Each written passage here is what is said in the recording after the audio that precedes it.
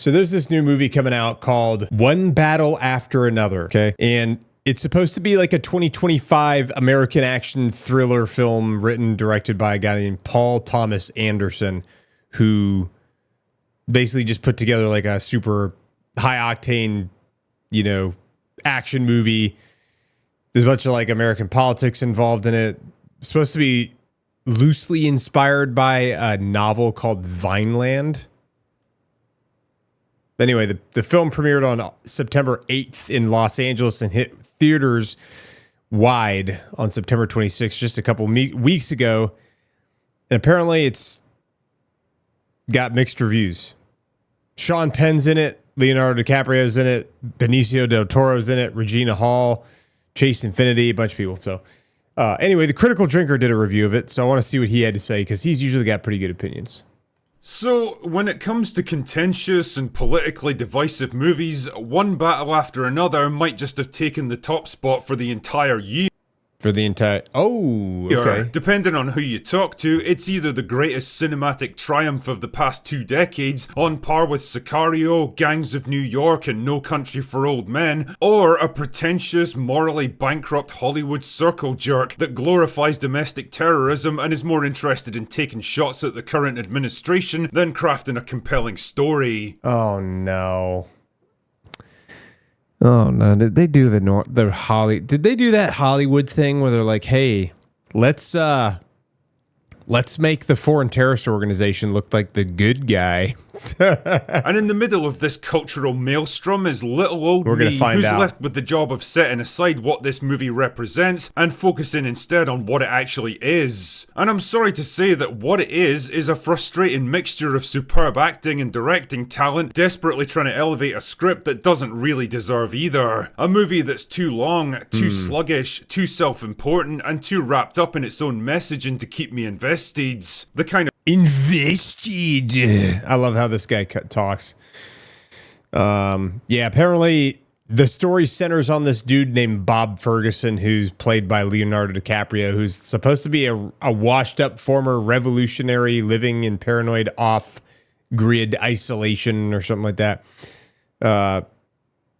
Apparently a long dormant nemesis, a corrupt military colonel, resurfaces after 16 years and puts Willa, who's played by Chase Infinity, in grave danger. And so Bob Ferguson dusts off his old radical crew to launch a high-stakes rescue mission.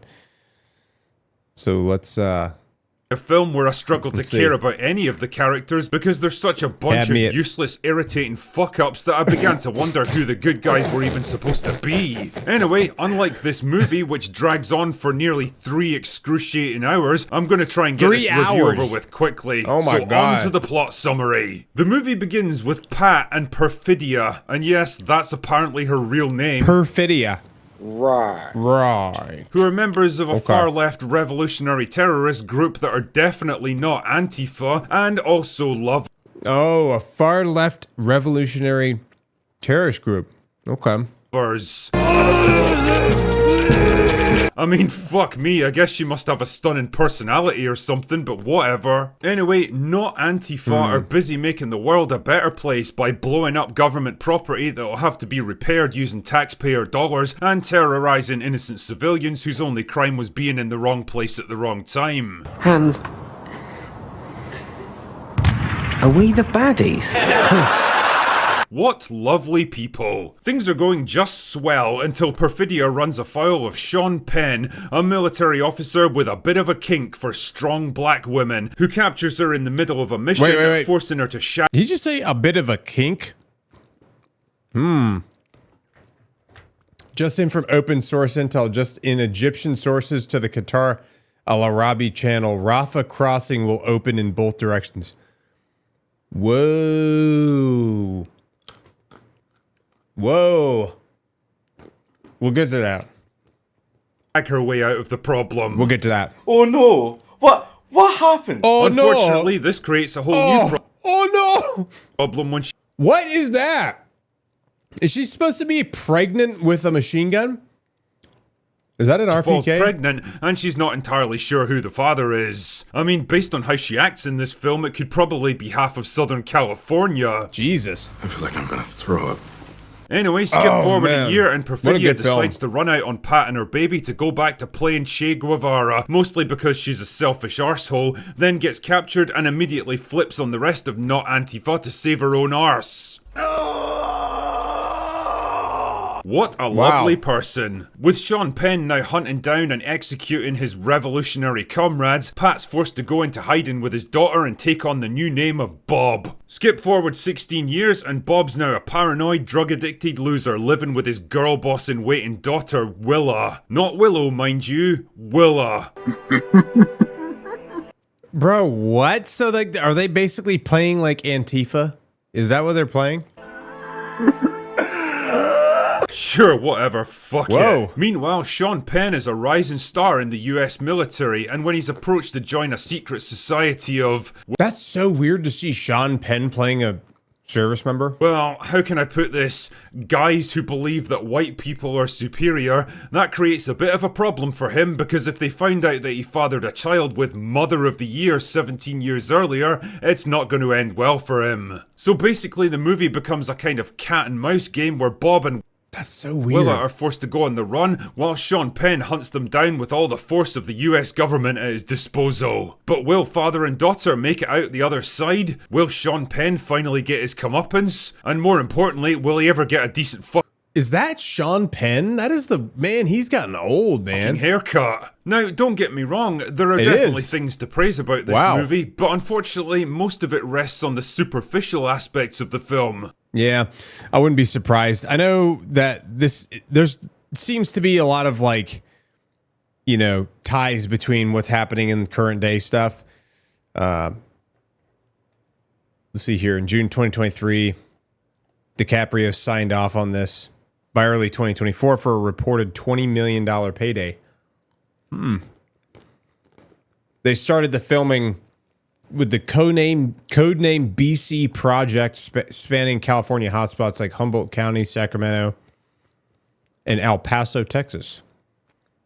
It ballooned from a $115 million budget to a $130 to $175 million budget. Wow. From a directing and cinematography point of view, it's definitely a well put together film. Paul Thomas Anderson isn't exactly a prolific director, but what he does make is generally really good. From quirky, offbeat classics like Boogie Nights and Magnolia, to epic dramas like There Will Be Blood, and One Battle After Another is no exception. The action sequences are well choreographed, there's plenty of strong visuals and a definite creative flair during the tense, dramatic moments. Dude, Benicio del Toro's the man. Performances are strong across the board, which is pretty much what you'd expect when you've got Benicio del Toro, Leonardo DiCaprio, and Sean Penn in your movie. I mean, those three guys alone are like lead actors. All three of them have been lead actors in tons and tons and tons of films, like good films. DiCaprio delivers his usual intense, laser-focused performance like he's still chasing that Oscar win with every single movie he does. He's got excellent chemistry with his daughter Willa, and although their scenes are kind of few and far between, I feel like he could have for sure had an Oscar by now, but it's just a, you know, I don't know why they keep passing him over for it. You know, he's done such a good job his whole career. They're probably the most enjoyable aspect of the movie for me. Sean Penn is the standout though as Colonel Lockjaw. Oh, come on! Where the fuck do they get these names from? Can't wait to hear more from his superiors, General Scurvy and... Hold on. Colonel Lockjaw? Let's see here. That's so weird seeing him in like military uniform. The dude looks like he's on the verge of either exploding with absolute rage or bursting into tears in every single scene, and honestly, I can't quite decide if it's a super committed dramatic performance. He's like unrecognizable. That's such a different haircut performance or just anything goofy I've ever seen. Overacting. Either way, well, he commands the attention, that's for sure. It's a far cry from that movie Milk. The problems really lie in the writing, and one of the biggest issues for me is the pacing. At nearly 3 hours long, this movie soon becomes a fucking slog. It's bloated, sluggish, pretentious, and self-indulgent, and after the second hour, I was genuinely starting to get pissed off, wondering if it was ever going to end. 3 hours. 3 hours is like what you would expect from like Lord of the Rings. You know what I mean? Like extended edition Lord of the Rings Return of the King. I wouldn't expect that from something. Commercials for Indian gambling websites didn't exactly help either. Wait, what? The thing is, I'm perfectly fine with longer movies as long as they satisfy two important conditions. There's enough going on to justify the extra runtime, and the characters are likeable enough to keep me invested in them. And well, one battle after another falls short on both counts. For all the strong performances by a veteran cast, the characters they actually play are such unlikable dickheads that I really didn't care much what happened to any of them. So what he's saying is that you're not going to really like the characters that much because they're not really that likable. They're just not likable people. So, I mean, it depends on who watches it, I guess. Movies like Four Lions proved that it's possible to show people serving a terrible cause and still make them likable and interesting because there's a strong moral compass underneath it all. I never got that sense with this movie, partly because the ending implies that the cycle of terrorism and retribution is just going to continue on with the next generation, and partly because it's too afraid to engage with the idea that maybe extremism on both sides is a bad thing. Yeah, I wonder, I'm starting to wonder if that's like becoming a societal problem, a real societal problem. Apparently the movie underperformed on its opening weekend, and to be honest, I can kind of see why. Its political messaging and moral framework feel like they've been overtaken by real-life events in recent months, and if I had to take a guess, I'd say that audiences, especially American audiences, are suffering from a kind of culture war fatigue at this point. Yeah. He would be correct on that. There's definitely way too much cultural animosity. They're getting tired of all this shit, and the last thing they need is the elites of Hollywood descending from their ivory towers to tell them how they ought to be feeling about the whole thing. Ultimately, one battle after another fell somewhere between the two extremes I mentioned at the beginning of this video. Neither a glorious triumph nor a laughable disaster, but something a bit more mediocre. He does a really good job putting these things together, man. I've noticed. Like, he just, you know, he actually... Like he plays, you've noticed that he plays the same clips over and over and over and over again, just like in different ways. And like he just keeps talking and narrating while there's different clips playing in different points of view and different perspectives, and it's silenced so that way it's not like getting copyright violations. I wonder where he gets all the clips for these things from before he puts them together. It's pretty well done. Slightly long, slightly boring, slightly forgettable, and slightly pretentious film that thinks it's way more profound than it actually is, that wasn't really worth the 3-hour runtime, and that I'll probably never bother to watch or even think about again. Yeah. Anyway. Yeah, I probably wouldn't watch it more than once either, I don't think. I think once would be good enough.